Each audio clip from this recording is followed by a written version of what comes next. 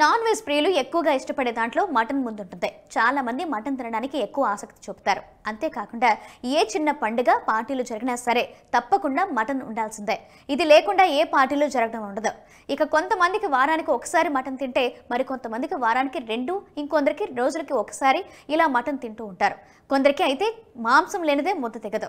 అయితే మరి ఇలా రోజు మటన్ తినడం మంచిదేనా? అసలు ఎక్కువగా మటన్ తినడం వల్ల ఎలాంటి సమస్యలు వస్తాయో ఇప్పుడు చూద్దాం. అయితే మటన్ అతిగా తినడం వల్ల గుండెపోటు వచ్చే ఛాన్స్ ఉందంట.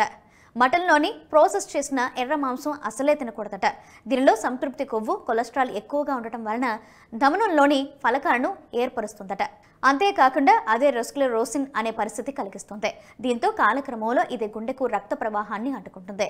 దీని వలన గుండెపోటు వస్తుంది. అలాగే ప్రాసెస్ చేసిన మటన్ తినడం వల్ల చెడు కొలెస్ట్రాల్ పెరుగుతాయి.